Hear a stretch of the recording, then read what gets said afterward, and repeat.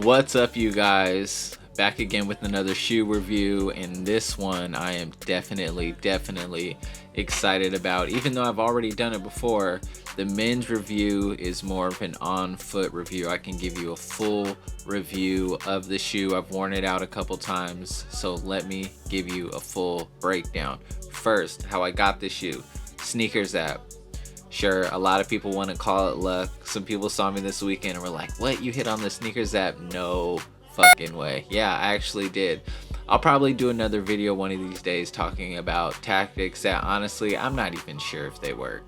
Like, personally, I think they do. It might just be my justification for the luck of hitting on these shoes, but I'll probably do another video talking about, you know, what I did on the shoes that I hit, and maybe you can try some of those tactics and maybe they work for you. But first, as before, the Nike Undercover Overcast, well, I guess it's the Overcast Undercover collab.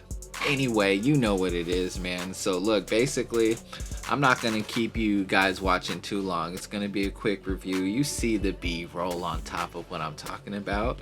That's what you came here for anyway. You came to see that B-roll and the detailed footage. So look, one thing that I did when I caught my pair is I went a half size up.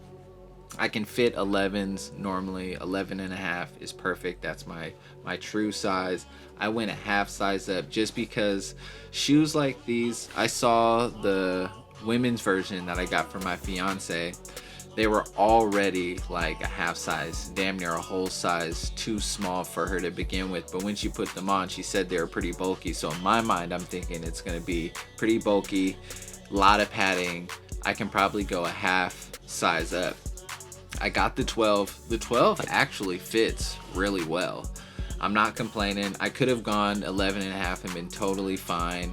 The break-in period would probably be a little bit longer. There's not much of a break-in period when you go a half size up, but man, the comfort on these bad boys is different, right? Like, this midsole is so thick, you're bouncing as you're walking, which is nice because it's great comfort to your feet. But if you're not used to walking on something like that, you can feel a little off balance and a little unsteady at times, just because it's not a usual feeling to not be able to feel your foot onto the ground. Even with any other type of tennis shoe, the midsole usually isn't made of so much foam or some sort of material to where you can't necessarily feel your foot to the ground and be able to have some sort of sense of balance when you're walking. But with that being said, I mean, you compromise that and you gain comfort in return. These are a head turner. You know, that's the next thing. If you're looking for a shoe that is gonna grab some attention, definitely it. I mean, like I said, I wore them the other day. I had a couple people ask me about them. I saw a couple people, you know, kind of stop and look as I was walking by, which is something that I love. Not just for a flex, but I just like having shoes that grab people's attention. They're like, oh man, like, that's a different kind of shoe. That's an interesting type of shoe. Even if it's not something that's super hyped. Honestly, if it's less hyped, I'd prefer that to get the attention. And sometimes it's the shoes that are less hyped, like simple runners, simple trainers, that get the most attention because of the colorways or the mix of patterns and materials on the shoes. But man, overall, love these shoes. I mean, when I first saw the image, I loved the design.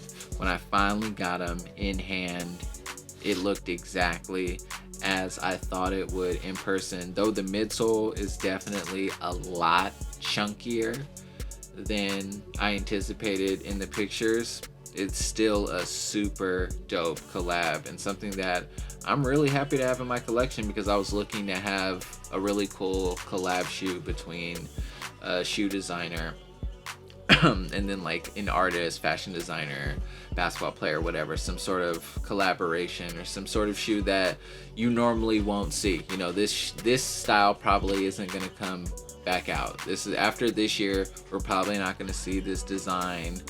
You know, Takahashi is going to move on to some other design. So I like having cool things like that. Like, it's the art part of it, right? Like, I look at this as almost like an art piece. The little touches with, of course, the rose, the silver swoosh, the hits of suede versus kind of like the mesh material, the spike touch along the, you know, the top of the toe box, the choice to do fat rope laces as opposed to the traditional flat laces, balance on the right shoe, chaos on the left shoe. You know, the thoughtfulness of putting white on the heel and on the toe just to kind of give it almost like a formal look is really, really cool. You know, the tongue label, just really well thought out shoe, and I'm really happy to have it in my design. So if you're lucky enough to come across it and you're looking for something with some comfort that you can actually wear, I mean, you'll wear this shoe a lot. Trust me. When you get it, you're gonna wear this shoe a lot, not only because of the design, but more so for the comfort. So if you can get your hands on it, get close to retail. The resale value right now is pretty high. Wait a minute maybe until the price comes down. But honestly, there aren't a lot of people reselling these shoes, and as someone who has you know, 2 pairs, I understand why. But the best part about, you know, the whole purchase, I didn't even show you guys the best part about this entire purchase. So months and months and months ago, right around, like, I guess the second wave of quarantine, I was on Etsy looking for a bunch of masks, just different types of masks to wear, and I came across this one mask that I thought was real cool, a design I'd never seen before, most likely something someone made up. I didn't think it was actually real, but I thought, like, man, if that was on a shoe, that'd be pretty cool. But I got the mask anyway, kept it, gave it to my fiance, and lo and behold, months and months later,